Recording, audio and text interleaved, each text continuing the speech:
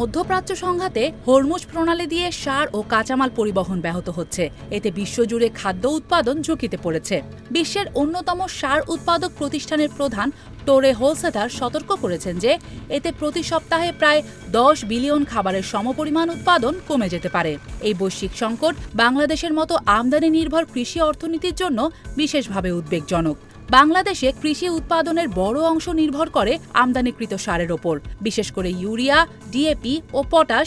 এই সারগুলোর একটি বড় অংশ মধ্যপ্রাচ্য বা সেই রুট দিয়ে আসে। ফলে সরবরাহে বিঘ্ন ঘটলে বাজারে সারের ঘাটতি তৈরি হতে পারে। আন্তর্জাতিক বাজারে দাম বাড়লে সরকারের ওপরও ভর্তুকির চাপ বাড়বে। এতে কৃষকের জন্য সারের প্রাপ্যতা অনিশ্চিত হয়ে পড়বে। ফসলে সারের ব্যবহার কম করলে সরাসরি ফলনে ধাক্কা লাগে। বড় মৌসুমে সার ব্যবহারের হার সবচেয়ে বেশি। যদি সারের সরবরাহ কমে বা দাম বেড়ে যায়, কৃষকেরা কম সার ব্যবহার করতে বাধ্য হবেন। এতে ধানের ফলন কমে যেতে পারে 20 থেকে 40% পর্যন্ত। এ সংকটের প্রভাব তাৎক্ষণিকভাবে বাজারে দেখা নাও যেতে পারে। এখন যে ধান রোপণ করা হচ্ছে তার ফলন কম হলে প্রভাব দেখা যাবে 4 থেকে 6 মাস পরে। এতে চাল, ডাল, সবজি সবকিছুর দামই বাড়তে পারে।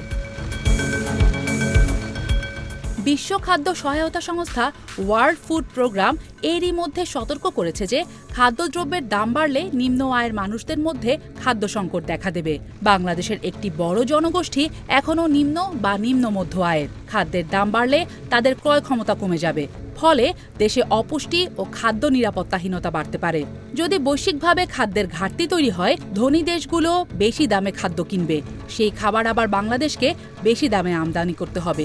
এতে বৈদেশিক মুদ্রার উপর চাপ, আমদানি ব্যয় বৃদ্ধি ও খাদ্য ভর্তুকি বাড়াতে সরকারের ওপর চাপ বাড়তে পারে। এই পরিস্থিতিতে সরকারের জন্য বড় কিছু চ্যালেঞ্জ আসতে পারে, যেমন পর্যাপ্ত সার আমদানি নিশ্চিত করা, ভর্তুকি বাড়িয়ে কৃষকদের সহায়তা করা, খাদ্য মজুদ ও বাজার নিয়ন্ত্রণ বজায় রাখা। একই সঙ্গে দরিদ্র জনগোষ্ঠীর জন্য সহায়তা কর্মসূচি বাড়ানো।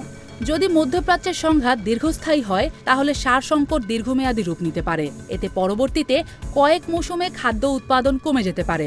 ফলে আমদানি নির্ভরতা আরও বাড়বে। এভাবে চলতে থাকলে খাদ্য নিরাপত্তা একটি বড় জাতীয় ইস্যু হয়ে উঠতে পারে।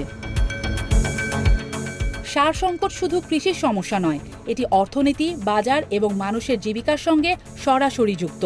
বৈশ্বিক সরবরাহ শৃঙ্খলের এই ধাক্কা বাংলাদেশে খাদ্য মূল্যস্ফীতি, উৎপাদন হ্রাস এবং সামাজিক চাপ সব কিছুকে একসাথে বাড়িয়ে দিতে পারে। যদিও বাংলাদেশে সরাসরি দুর্ভিক্ষের ঝুঁকি নেই এখনই, কিন্তু নীরব সংকট তৈরি হতে পারে। যেমন বাজারে খাবার থাকবে কিন্তু অনেকের নাগালের বাইরে চলে যাবে। এই পরিস্থিতি মোকাবিলায় দ্রুত পরিকল্পনা, বিকল্প সরবরাহ নিশ্চিত করা এবং কৃষকদের সহায়তা এগুলোই হতে পারে গুরুত্বপূর্ণ পদক্ষেপ।